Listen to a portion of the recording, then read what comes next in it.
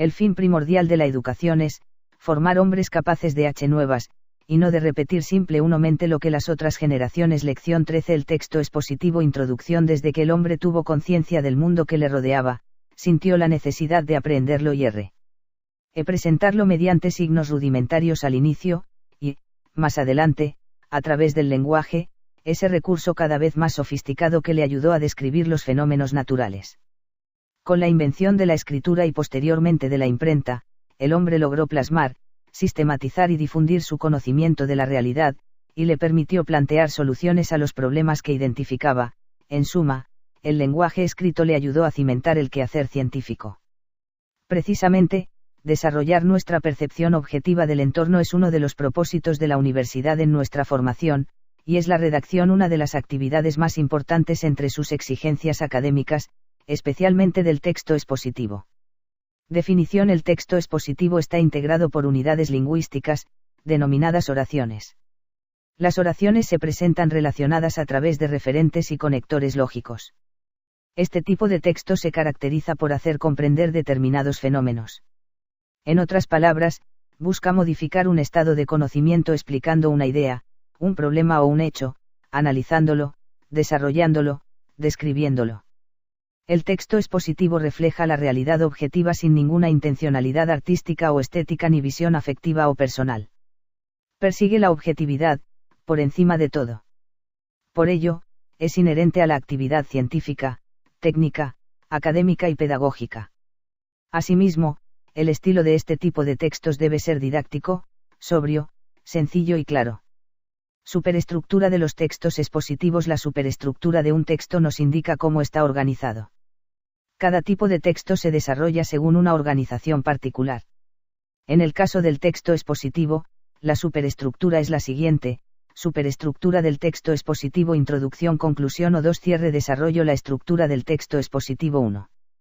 La introducción, llamada también presentación o planteamiento, se manifiesta en un párrafo inicial el cual anuncia el tema del texto y debe motivar su lectura. Este interés se puede lograr si nos basamos en una anécdota, una frase célebre, un dato estadístico, un chiste, un enigma, una interrogante, etc. Formalmente, se recomienda que este párrafo sea breve y se emplee el verbo en primera persona del plural, nosotros, el cual contribuye a que el lector se sienta incluido. 2. El desarrollo comprende el conjunto de párrafos informativos ordenados según nuestro esquema subtemático. En esta parte se define, explica, argumenta, ejemplifica, narra, etc., considerando una relación lógica de un contenido a otro, siendo posible que empleemos párrafos de enlace o transición que vinculen un párrafo con otro. Aunque generalmente, utilizaremos un solo párrafo para desarrollar un subtema, esta unidad está en función de la amplitud de la información y de los aspectos que puedan diferenciarse dentro de un subtema. Por ejemplo, el subtema clases de motivación, que comprende la motivación intrínseca y extrínseca, cada clase se abordará en un párrafo distinto. 3. La conclusión expresada en el párrafo final. En la conclusión se resume el contenido esencial, se formula generalizaciones sobre el tema, se reafirma o valida la tesis planteada en la introducción, se plantea perspectivas, interrogantes prospectivas o se comunica una propuesta o mensaje personal. Ejemplo de texto expositivo: usuarios de reproductores de MP3 podrían quedarse sordos. 3. Presentación. Según la investigación realizada a petición de la Comisaría Europea para el Consumo, Meglena Kuneva, el riesgo de sordera no se limita a las personas jóvenes, ya que estos aparatos han tenido gran aceptación y se estima que los utilizan 100 millones de europeos de todas las edades. Aunque la mayoría de estos usuarios los escucha a un volumen de entre 75 y 80 decibelios, el 10% lo hace al máximo volumen, lo que los expone a pérdidas auditivas si lo hacen de modo habitual durante 5 años, añade el documento. 5 horas de escucha semanal al volumen máximo exponen al usuario a un nivel de ruido superior al autorizado en las fábricas más ruidosas, 80 decibelios, una media de 40 horas semanales, subrayan los autores de la investigación. Desarrollo. En el 2006 un estudio del Instituto Nacional de Salud Ocupacional de Estados Unidos estableció en 85 decibelios durante 8 horas diarias el tiempo y volumen máximo al que se podían utilizar los reproductores de MP3 para evitar daños auditivos, y que por cada 5 decibelios por encima de ese volumen se dividía a la mitad del periodo máximo de escucha. En algunos países, como Francia, se ha obligado a los fabricantes a limitar el volumen máximo a 100 decibelios, pero eso ya está por encima de lo saludable y supera el ruido emitido por el despegue cercano de un avión a reacción. Algunos fabricantes ya han adoptado medidas para prevenir la sordera. Este es el caso de Apple, que ofrece un software gratuito a través de su sitio web para limitar el volumen de los iPod, pero también se pueden descargar de Internet programas para eliminar dicha limitación. Los usuarios denuncian que la información de la mayoría de MP3 no precisa el volumen máximo seguro, y que los aparatos carecen de dispositivos que permitan conocer el nivel de decibelios que se recibe durante la escucha, o el número de ohmio. RAS de uso diario o semanal. De momento, la Comisión Europea no ha adoptado ninguna medida, y tan solo ha convocado a un coloquio en el 2009 en Bruselas, donde científicos, fabricantes y representantes gubernamentales debatirán los resultados de la investigación. Proceso de composición del texto 1. Determinación del tema. Técnica 4. Identificación del tema, la célula. Precisión del tema, historia del estudio de la célula. 2. Producción y procesamiento de ideas. Como el tema es la célula, podemos preguntarnos, ¿qué es la célula? ¿Cuáles son sus funciones? ¿Cuántas clases existen? ¿Quién inició su estudio? ¿Qué procesos se fueron conociendo? Consulta bibliográfica. Es necesario tener en cuenta que nuestras fuentes de información deben ser válidas, por lo tanto tengamos en cuenta los datos que debemos registrar: libros impresos, libros electrónicos. 1 autor. 1 autor. 2 título del libro. 2 título del documento. 3 edición. 3 tipo de medio, entre corchetes. 4 lugar de publicación. 4 edición o versión. 5 editorial. 5 lugar de publicación. 6 año de publicación. 6 editor. 7 número de páginas. 7 fecha de publicación. 8 ISBN, número internacional. 8 fecha de consulta, entre corchetes, normalizado para libros. 9 disponibilidad o acceso. Disponible en 10 ISBN, número internacional normalizado para libros, revista impresa, revista electrónica. 1 título de la revista. 1 título de la revista. 2 lugar de publicación. 2 tipo de medio. Entre corchetes. 3 volumen. Cuando la revista lo. 3 lugar de edición. Incluye. 4 editorial. 4 número. 5 fecha de publicación. 5 fecha. Indicar mes y año. 6 fecha de consulta, entre corchetes. 6 ISSN, número internacional. 7 serie. Normalizado para revistas. 8 disponibilidad y acceso. 9 ISSN, número internacional normalizado para revistas. 5 Luego de la respectiva consulta bibliográfica, obtendríamos las respuestas a estas interrogantes y podríamos elaborar las ideas. Técnica, listado de ideas y agrupamientos asociativos. Tema, la célula. Ideas, la célula es la unidad más pequeña del ser vivo. La célula puede nutrirse. La célula puede relacionarse. La célula puede reproducirse. La palabra célula significa celdilla. Roberto Oque, en el siglo XVIII, la llamó célula. Las células eucariotas tienen núcleo. Las células procariotas no tienen núcleo. 3. Organización de ideas en subtemas. Técnica, organizador gráfico. Podemos emplear un esquema de llaves. Es la unidad más pequeña del ser vivo. Definición significa celdilla. Recibió el nombre por Reverendo Oque, S. 18. Se nutre en la célula. Funciones: se relacionan, se reproducen. Eucariotas, tienen núcleo. Clases: procariotas, no tienen núcleo. También podemos organizar y jerarquizar nuestras ideas a través de un mapa conceptual o un esquema lógico numérico. La célula significa unidad más celdilla pequeña del, designada así por ser vivo. Reverendo Oque, siglo XVIII. Índice y capítulo 1. La célula. 1.1 Definición. 1.2 Funciones. 1.3 Clases de células. 4. La redacción preliminar y revisión técnica, la corrección, la reducción, la sustitución, la reordenación y la expansión. A medida que el progreso científico ha permitido conocer mejor nuestra naturaleza, se han ido desarrollando diversas ramas con objetos de estudio específicos.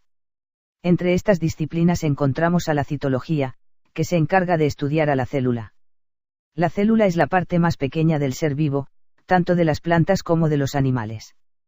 Su nombre significa celdilla, designado así por Roberto Oke en el siglo XVIII, debido a la igualdad observada, a través de un 5. Edición del texto y presentación final. Expansión, agregamos la introducción. Reducción, anulamos explicación innecesaria. Sustitución y corrección, reemplazamos la palabra por otra más apropiada y corregimos su concordancia. 8. Técnica, creación del título a través de la paráfrasis. Edición, consideramos las sangrías, el espacio entre párrafos, la tipografía, tipo de letra, tamaño, color, así como los márgenes adecuados.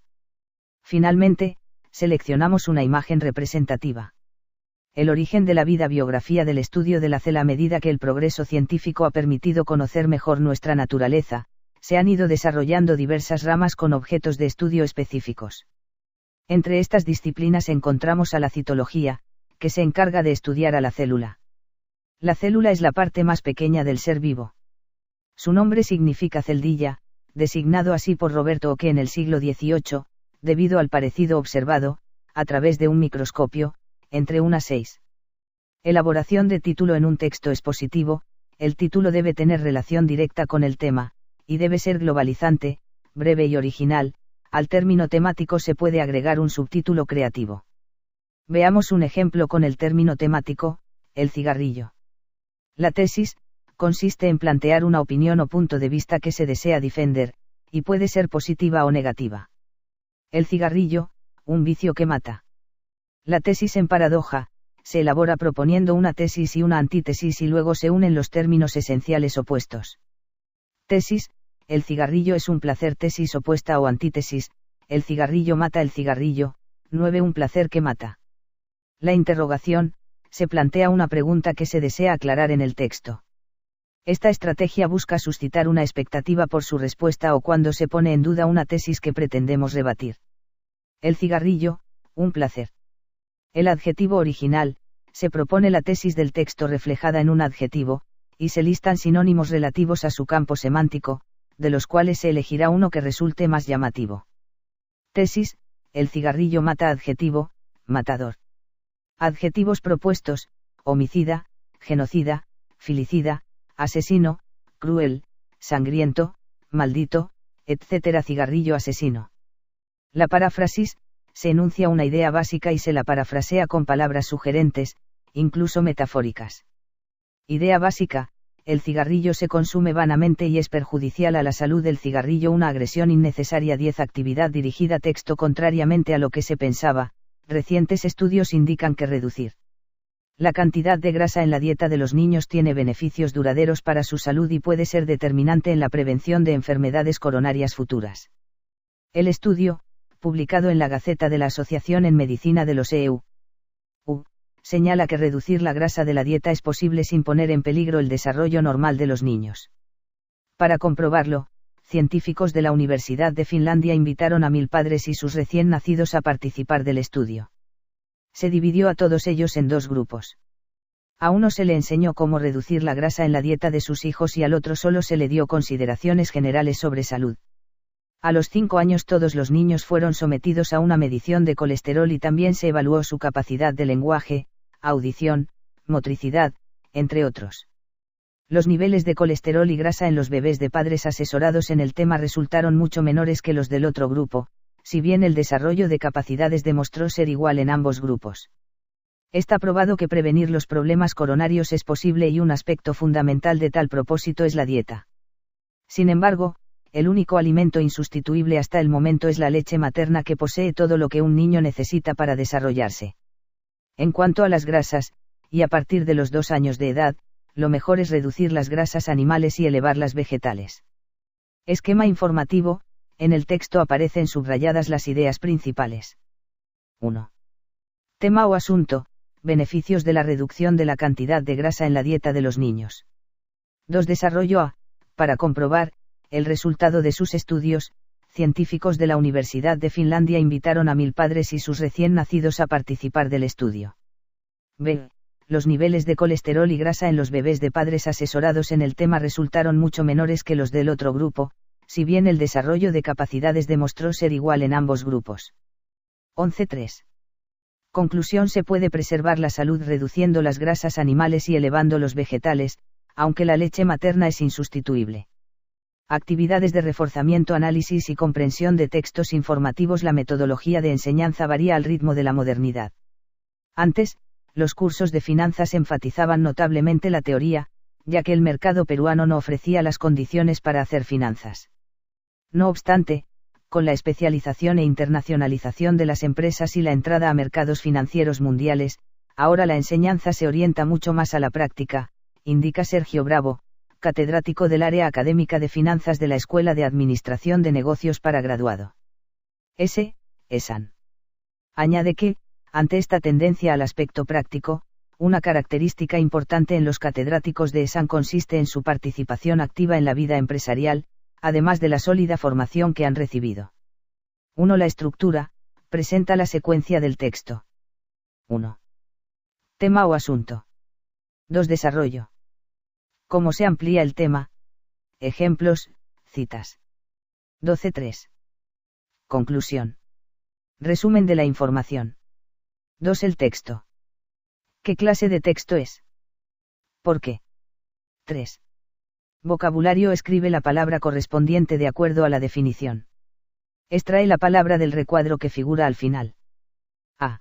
Procedimiento que se sigue en las ciencias para hallar la verdad y enseñarla. B. Aplicación de una idea o doctrina. 13c. Firme, macizo. Establecido con razones fundamentales y verdaderas. D. Dirigir una institución. Organizar en especial la hacienda o los bienes. E. Referido a negocios mercantiles. Aportar el dinero necesario para una empresa. Sólido: financiar. Práctica: método: enfatizar, administrar. 4. Ideas: escribir. V. Verdadero, o F. Falso, de acuerdo a lo que se dice en el texto. 1. Se enfatizaba más en la teoría porque era más rentable. 2. La globalización de las empresas ha exigido una mayor práctica. Los catedráticos de la universidad participan activamente en la vida empresarial. 3. El cambio de metodología en la enseñanza es porque ahora en el Perú se puede hacer negocios. 14.